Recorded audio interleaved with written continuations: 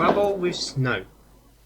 It was December, and all the engines on the island of Sodor were very busy. Christmas was on its way, and the people of the village of Ulfstead were very excited.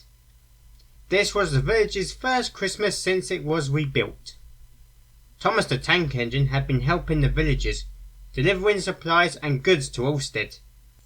He'd always whistle to all his friends at the village station.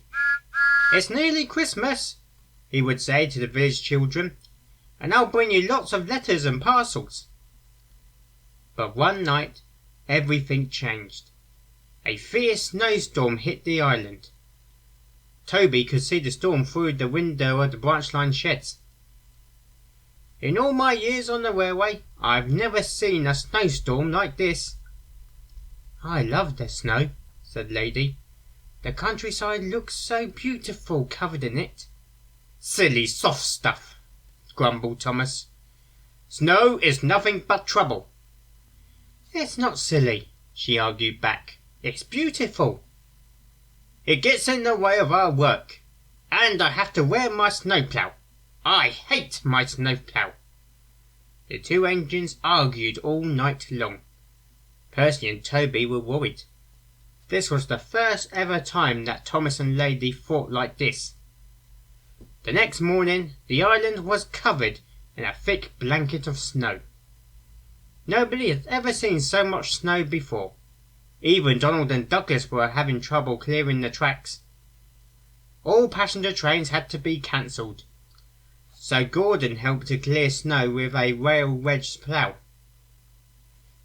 At the branch line sheds, Percy had his snowplough fitted, and he set off to clear the tracks towards Farquhar. Thomas and Lady were having their snowploughs fitted, but the workmen were having trouble fitting Thomas's plough. "We'll have to try that again," said the workman. "Big horrid awkward thing," Thomas grumbled. Lady was getting fed up. "Stop moaning. You're acting like a Scrooge." "Well, thank you, Mrs. Dickens." Thankfully the arguing was stopped by the arrival of the fat controller. "I have two important jobs today. Lady, I need you to collect the mail trucks from Vickerstown and bring them here. The mail must still get through." "Yes, sir." "Thomas, I need you to clear the tracks on the loop line. Then you can collect a supply train and take it to Ulfstead. This train also contains the Christmas tree for the village." Thomas was excited about his special job, but not about working with his snowplough. "Please, sir, my plough is awkward and uncomfortable. Do I have to wear it?" "Everyone has to wear a snowplough," said Sir Topham Hatt, and left. Lady didn't see the point of arguing any more with Thomas, so she went to Vickerstown. Later, Thomas was clearing snow in the yard, when the yard master came up to him. "Mrs. Kindly's phoned from her cottage.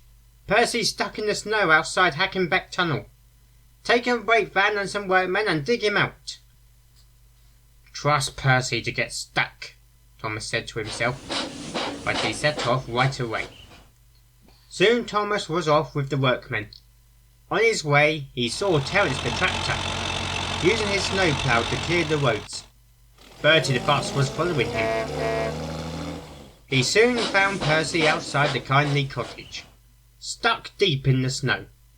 Mr. Kindly had brought hot soup for his driver and fireman to help keep them warm. "Come on, Percy, this is no time to have a rest," said Thomas. "I'm stuck," said the green tank engine, "and my funnel's frozen up." "Pah," said Thomas.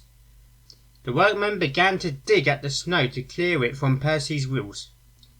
Then they tied a strong rope between them, and Thomas pulled Percy out of the drift. While the workmen dug away at the snowdrift, Percy thanked Thomas. "Thank you for rescuing me." "No problem, but the snow looks very deep. Will you be able to reach Ulfstead?" "I'll try my best," replied Percy. When enough snow was cleared, Percy charged at the snowdrift again. This time he got through and continued up the line towards Hackenbeck Station. But as Thomas was heading back to the yard, he wasn't cross anymore. He was worried about the villagers in Ulfstead. If the snow was thicker there, how will he get their deliveries to them?